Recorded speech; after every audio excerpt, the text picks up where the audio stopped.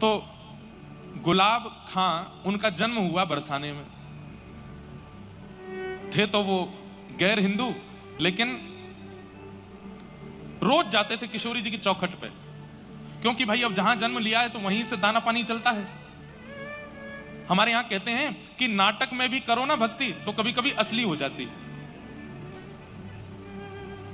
तो गुलाब रोज जाते थे श्री जी के मंदिर में। संगीत के थोड़े निपुण थे, सारंगी बजानी उनको आती थी। तो हमारी श्री जी के महल में जब समाज होती थी तो समाज में सारंगी बजाते थे, और सारंगी बजा बजा करके इतना राधा नाम सुना था, इतना राधा नाम सुना था कि अब उनको आदत ऐसी लग गई कि वो बिना श्री जी के दर्शन किए, बिना राधा नाम सुने रह ही नहीं पाते थे। रोज जाते और अटारी पर जब समाज होती तो समाज में सारंगी बजाते। उनका ब्याह आदि हो गया, और ब्याह के बाद एक लाली ने जन्म लिया। अब उसका मूल नाम तो इन्होंने कुछ भी रखा हो अपने समाज के अनुसार, लेकिन बरसाने में रहने के नाते वहां पे बरसाने में सब छोटी छोटी लालियों को राधा रानी बोलते हैं, श्यामाजू बोलते हैं, किशोरी जी बोलते हैं। तो छोटी सी लाली का नाम इन्होंने राधा रख दिया, अपनी बेटी का नाम राधा रख दिया। थोड़ी सी जब बालिका बड़ी हो गई तो समाज में ये सारंगी बजाने ऊपर जाते थे श्री जी के महल में, तो राधा रानी को संग ले जाते थे, अपनी लाली को संग लेके जाते। और वहां वो लाली क्या करती, जब समाज होती, करताल बजती, मृदंग बजती, राधा राधा नाम की ध्वनि होती, तो इनकी लाली वहां नृत्य करती थी। और ये अपनी लाली को देख के इतने सिहाते थे, इतने खुश होते थे, और रज रज करके सारंगी बजाते। इनकी लाली घूम घूम करके नृत्य करती श्री जी के महल में।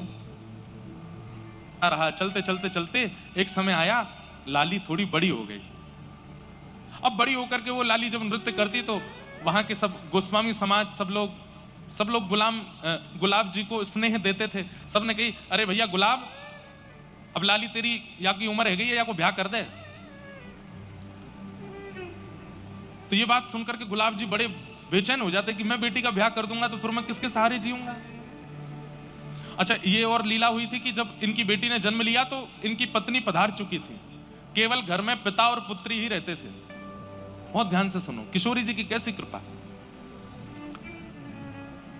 नित्य अपनी बेटी को देखते, वो नृत्य करती। सब लोगों ने कहा लाली का ब्याह कर दो, तो गुलाब जी और तो कोई बहाना नहीं देते, एक ही बहाना देते, मुझ पर व्यवस्था नहीं है, कैसे ब्याह करूं। ब्याह करने के लिए तो थोड़ी व्यवस्था होनी चाहिए। तो दो चार धनी मानी लोगों ने, बरसाने के कुछ वैष्णवों ने, ब्रजवासियों ने कही, हम सहायता कर देंगे, तुम ब्याह करो अपनी लाली का, इसका भी घर बस जाए। तो सबके ज्यादा कहने से गुलाब जी सबकी बात मान गए और पास के गांव के बालक से अपनी बेटी का ब्याह कर दिया। मन तो भारी हो रहा था, लेकिन जैसे ही बेटी विदा होकर के गई तो ये इतने बेचैन हो गए, इतने बेचैन हो गए कि पुत्री के बगैर अब कैसे रहूं। पुत्री का नाम क्या था? राधा। तो भक्ति जब आनंद में की जाती है, सुख में की जाती है, उसका प्रभाव इतना नहीं होता, लेकिन भक्ति जब विरह में की जाती है तो उसका प्रभाव लाख गुना ज्यादा हो जाता है। विरह में मतलब रोते हुए, बिलखते हुए, बेचैन स्थिति में जब आप किसी को पुकारते हैं तो वो पुकार इतनी पवित्र और इतनी शुद्ध होती है। इसलिए आप हनुमान चालीसा का नित्य पाठ करते हो, आपने अनुभव किया होगा। जो लोग रोज हनुमान चालीसा करते हैं, कैसे करते हैं? जय हनुमान ज्ञान गुण सागर जगत तुम लोग जगत नाम दूत नाम अंजन पुत्र नाम महावीर कुंद नरसिंह के कौन राष्ट्र सकार कोण से कैसे। कई लोग तो इसी बीच में हाथ बजो ध्वजा विराज कांध मुंजन ऊंचाई संघर्ष मन की निरंतर देश बता महाजग वंदन विद्यावान गुणी अति चातुर नाम काज करे को, तो प्रभु चरित्र सुनने को रसिया राम, इशारे में सब बता भी देते हैं रोज करने वाले। लेकिन जैसे ही उनके जीवन में संकट आता है, उस दिन हनुमान चालीसा कैसी होगी? जय हनुमान ज्ञान गुण सागर जय कपीस तिहु। ए भाई 10 मिनट मुझको कोई नहीं छेड़ना, मैं हनुमान जी की आराधना कर रहा हूं। क्यों? क्योंकि पीड़ा में, संकट में, व्यक्ति जब संकट में होता है, पीड़ा में होता है, विपत्ति में होता है, तो उसकी स्मृति, उसका भजन अति पवित्र हो जाता है। बालक अपने माता पिता से भली सीधे मुंह बात नहीं करेगा, लेकिन जब बालक के जीवन में संकट आ जाता है तो रात में जाएगा माँ के पास, माँ आप बताओ ना मैं क्या करूं, माँ मुझे अपने पास ही सुला लो। बोले अच्छा, अब तो तू इतने साल से तो सोया नहीं मेरे पास, अब मेरे पास मेरी बड़ी याद आ रही है तेरे को। संकट में, विपत्ति में, पीड़ा में प्रेम पवित्र हो जाता है, आराधना पवित्र हो जाती है। तो आज तक तो राधा राधा बोलते थे क्योंकि बेटी का नाम राधा है, लेकिन वही बेटी अब जब ससुराल चली गई तो गुलाब खां की स्थिति ऐसी हो गई, अब विरह में पुकारने लगे, राधा राधा मेरी राधा। ऐसे पुकारने लगे कि निकुंज में बैठी हुई निकुंजेश्वरी श्री राधा रानी व्याकुल हो गई, उठ करके सिंहासन से जाने लगी।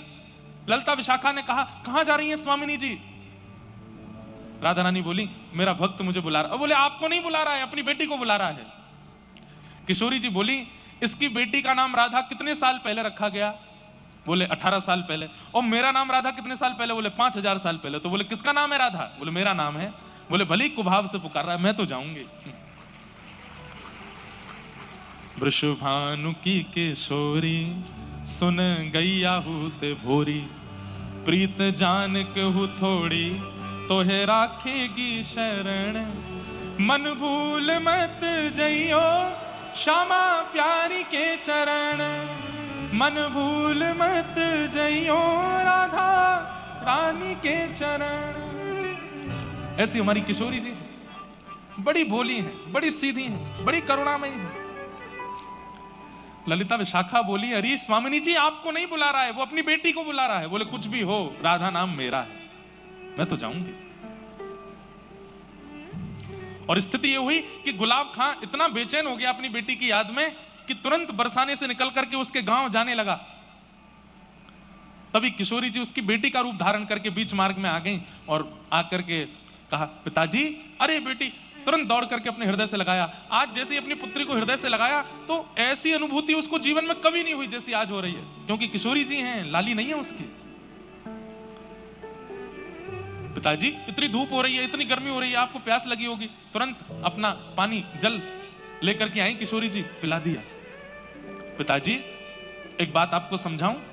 अब देखो किशोरी जी ये नहीं चाहती कि ये बरसाना छोड़ करके जाएं कहीं भी, तो क्या बोली, पिताजी आप रोज रोज मेरी ससुराल आओगे तो ससुराल वाले मुझे बहुत कष्ट देंगे। बोले, कैसा पिता है तेरा, रोज आ जाता है, रोज यहीं आ जाता है, इसलिए पिताजी आप मत आया करो। मैं आपको वचन दे देती हूं, जब आप ऊंचे स्वर में करुण होकर के मुझे पुकारोगे, राधा राधा राधा मेरी लाली राधा, मैं तुरंत आ जाया करूंगी, मैं आ जाया करूंगी।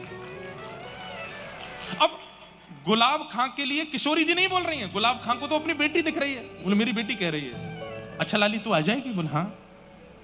और वही होता, गुलाब खां जब जब पुकारते किशोरी जी पुत्री का रूप धारण करके आ जाती और आकर के बैठ जाती उनके पास। सोचिए, ना यज्ञ है, ना अनुष्ठान है, ना किसी भी प्रकार का कोई तप है गुलाब के जीवन में, केवल और केवल विरह भाव से करुण भाव की पुकार है।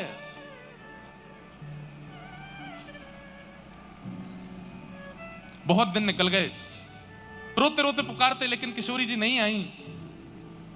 तो जब पुत्री नहीं आई तो मन में सोचने लगे, मुझसे तो मना कर दिया कि मेरे ससुराल आना नहीं, और आप पुकारोगे तो मैं आ जाऊंगी, अब इतने दिन से बुला रहा हूं, आ नहीं रही है। तो श्री राधा रानी की चौखट पर पहुंच गए, अर्धरात्रि में जाकर के सिंह द्वार पर बैठ गए और वहीं बैठ करके रोने लगे, मेरी राधा, मेरी राधा, राधा मेरी स्वामिनी राधा, राधा मेरी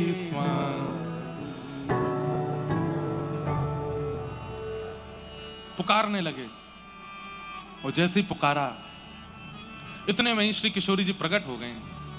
3 दिन से कुछ खाया पिया नहीं था गुलाब खां ने। और किशोरी जी प्रकट होकर के बोली, पिताजी का भयो, आप काई को इतने परेशान है रहे? अरे लाली मैं तुमको कितनों बुलायो, तू काई को ना आई?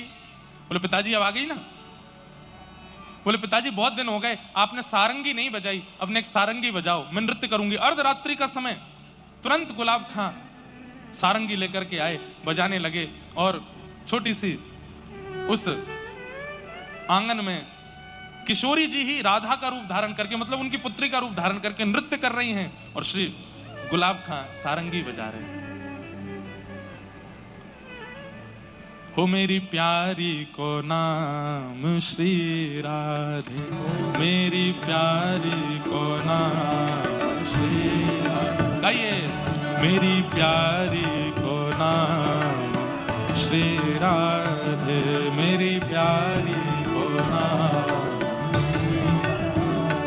ओ श्री राधे, श्री राधे, श्री राधे, राधे जय राधे, राधे गाइए, जय राधे, राधे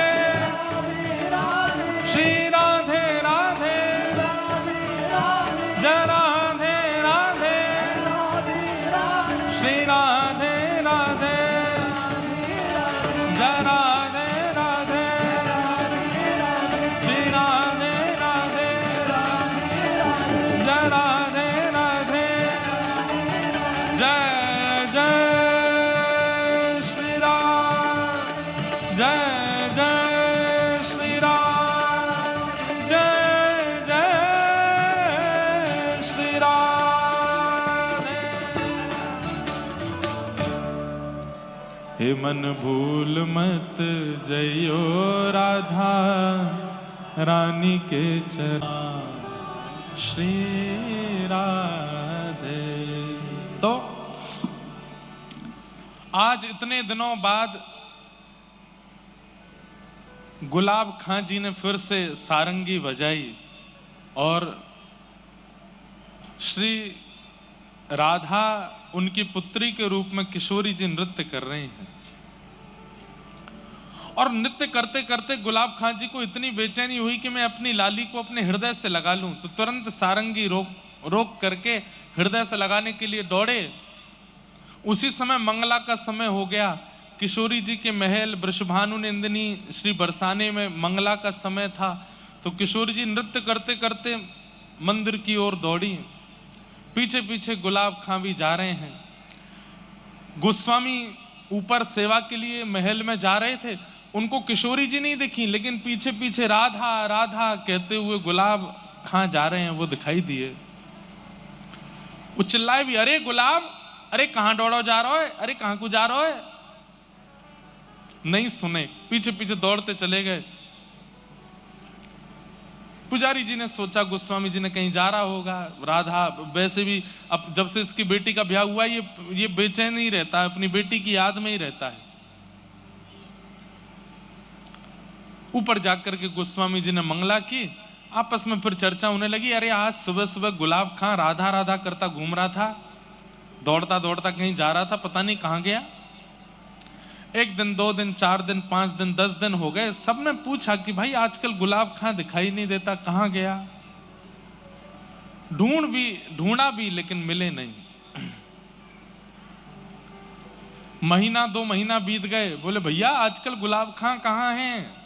बोले पता नहीं। तो फिर ऐसी वार्ता हुई कि हो सकता है वो अपनी पुत्री को इतना याद करता था, उसके विरह में हो सकता है प्राण निकल गए हो, पता नहीं कहां है, उसका शव भी नहीं मिला। उसकी पुत्री के यहां जाकर के पूछवाया, बोले तुमको अपने पिता का कुछ अता पता है। बोले कि नहीं, यहां तो कब से नहीं आए, वो महीनों से नहीं आए। थोड़ी दिन चिंता हुई, फिर सब लोग भूल भाल गए। 6 महीना निकल गए, गुलाब खां जी का कोई अता पता नहीं है। 6 महीने बाद गुसाई जी रात्रि में किशोरी जी को शयन करा करके अपने घर जा रहे थे। तभी रात्रि का समय, घनघोर अंधेरा, जंगल में से आवाज आई गुसाई जी को, अरे गुसाई जी राधे राधे। गुसाई जी ने पीछे मुड़ के देखा तो कोई नहीं। बोले कौन है भैया, कौन राधे राधे कर रहा हो। बोले अरे मैं हूं तुम्हारो गुलाब। बोले गुलाब कहां है भैया तू। बोले मैं यहां हूं, इधर देखो। तो देखा तो एक निकुंज में एक झाड़ी के अंदर बैठे थे। बोले गुलाब, तेरी तो भैया पूरे बरसाने में ऐसी चर्चा भई कि तू तो पधार गए हो, तू तो मर गए हो, तू यहां कैसे। तब उन्होंने पूरा वृत्तांत बताया। बोले कि मेरी मृत्यु नहीं हुई, 6 महीने पहले रात्रि में किशोरी जी ने सारंगी बजवाई और मेरी पुत्री का रूप धारण करके इतने दिनों तक किशोरी जी मिलती रही मुझसे। मैं उनको अपने हृदय से लगाने के लिए पीछे दौड़ा, निकुंज में प्रवेश कर गई और मुझे भी निकुंज में बुला लिया। मैं मरा नहीं हूं, मैं कोई भूत प्रेत नहीं बना हूं, मेरे प्राण नहीं निकले हैं।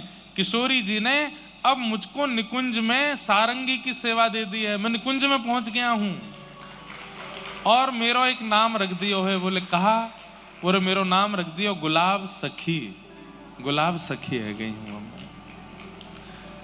सुबह। और इतना कहकर के वो अंतर ध्यान हो गए। सुबह पुजारी जी ने ये बात सब गोस्वामियों को बताई, बरसाने के लोगों को बताई। और आज भी बरसाने में वहीं पीली पोखर के पास गुलाब सखी जी का चबूतरा है। समाधि नहीं है उनकी, क्योंकि उनका देह तो मिला नहीं, केवल वहां वो गुसाई जी को दिखे थे, इसलिए यह माना जाता है कि वो यहीं कुंज निकुंजों में प्रविष्ट हो गए। सोचिए, एक नाम पुत्री का रखने मात्र से और उस नाम को विरह वेदना से बुलाने मात्र से किशोरी जी की कैसी कृपा गुलाब सखी के ऊपर हुई कि उनको निकुंज की प्राप्ति हो गई। हम आप सब लोग नाम जपते हैं पर स्वार्थ लाग करहि सब प्रीति, हमारे नाम में स्वार्थ है। हम श्रीमन नारायण भी कहते हैं तो उसमें नारायण से कुछ ना कुछ मांग रहे हैं, कुछ ना कुछ इच्छा रख रहे हैं। हम कृष्ण गोविंद गोपाल मधुसूदन मुरारी आदि नाम भी जप रहे हैं तो उसमें कोई ना कोई स्वार्थ छिपा हुआ है हमारा। निस्वार्थ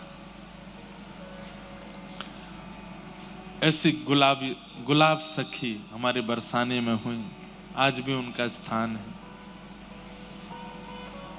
हम गुलाब सखी तो नहीं बन सकते, पर हम जो भी हैं उसी में ही नाम के प्रति कम से कम इतने सुदृढ़ तो हो जाएं कि उस नाम के आश्रय से हमें कुछ अनुभव ठाकुर जी का हो जाए। देखो एक बात हम स्पष्ट रूप से कहते हैं, दर्शन ठाकुर जी के नहीं हो पाएंगे हमको। हमें ऐसा लगता है कि कलिकाल में अब ऐसी स्थिति आ गई है कि ठाकुर जी का दर्शन तो हमको नहीं होगा। हो भी सकता है, कोई उस पर प्रमाण नहीं है, पर अनुभव करने की क्षमता तो हमारी है। अनुभव तो हम कर सकते हैं, उनकी अनुभूति तो हम उनको महसूस तो हम कर सकते हैं। जैसे हवा महसूस होती है, लाइट महसूस होती है।